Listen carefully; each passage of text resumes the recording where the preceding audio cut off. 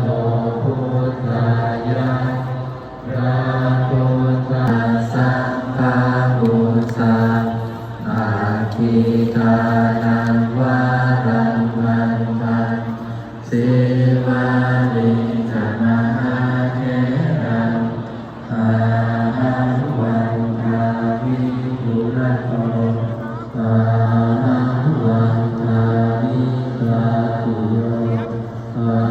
หังวันทาวิสัพพโสพุทธาธัมมาสังฆาตุเสนินะโมพุทธายะพระพุทธไตรรัตนญาณวานีโนภาระศีสา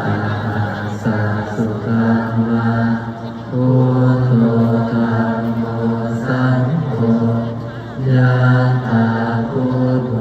นะพุทธังบูชาธัมมังบูชาสังฆังบูชาอาทิทานังวารังวันตังสิวาริจมหาเถรังอาหังวันทาวิปุระโตอาหังวันทาวิกาตุโยอาหังวันทาวิสัพพโสพุทธาธัมมาสังฆาตุเสนินะโมพุทธายะพระพุทธไตรรัตนญาณวานีโนภาระศีสาสะสุขังวาพุทโธธัมโมสังโฆยะถา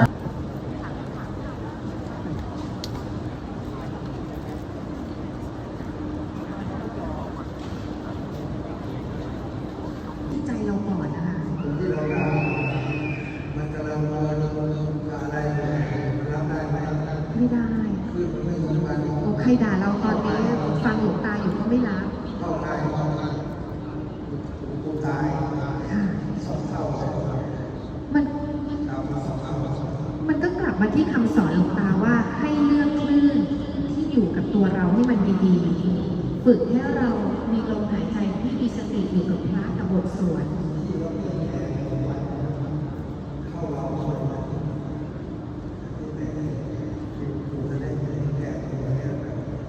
ว่าแต่ตัวนั้นมีได้ทำทุกครั้ง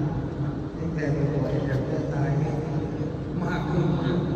แต่ว่าไอ้คนจะว่าไปแล้วอยากสวยไม่อยากหล่อไม่อยาก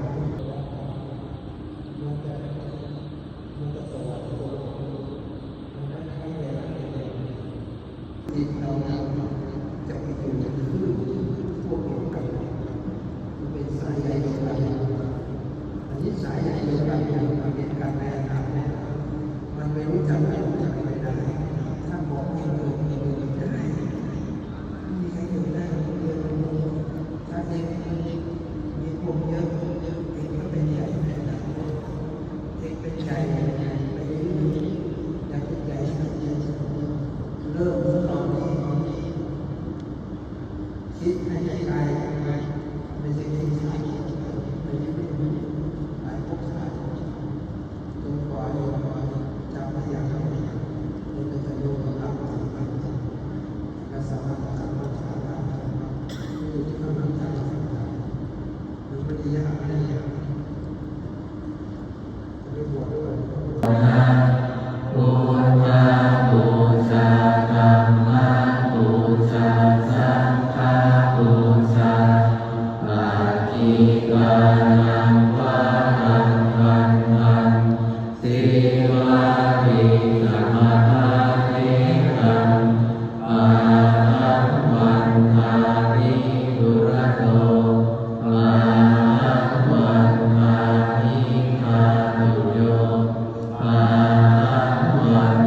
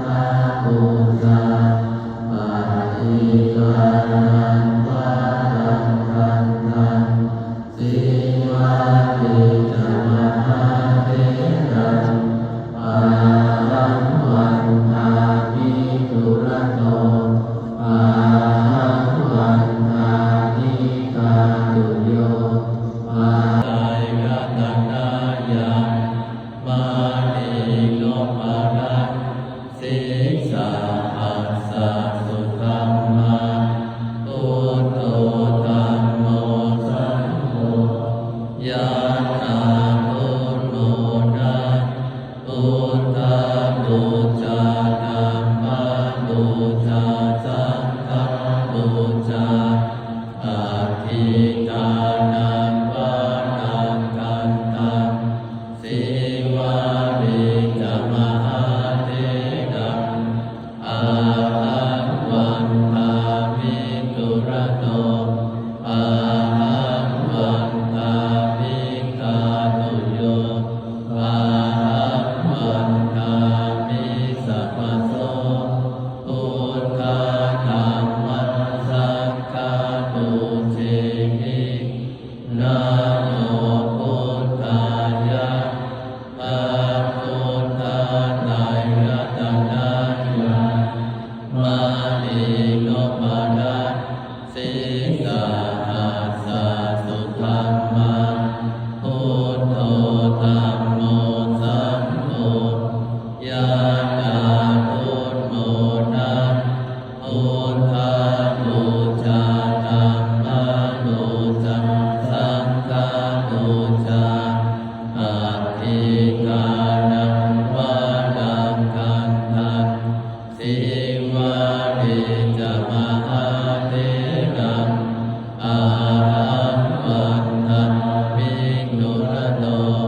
อาหังวันทามิกาตุโยอา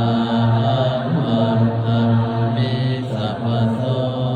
พุทธาธัมมัสสังฆาปุเชมินะโมธัมโมสังโฆ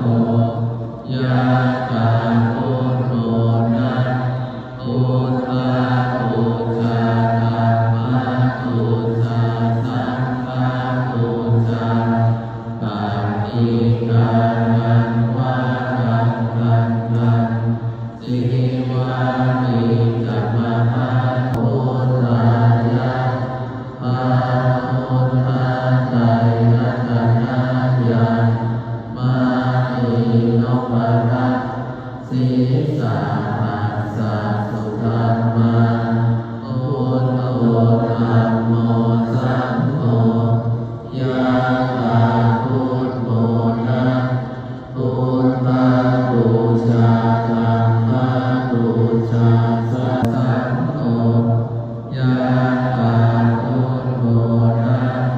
พุทธาบูชาธัมมาบูชาสังฆาบูชาอาทิตานังวานังกันตังสิวาริจมหาเทนังอาหังวันทามิตุระโตอาหังวันทามิกาตุโยอาหังวันทามิสัพพโสพุทธาธัมมัสสังฆาปุเชมิ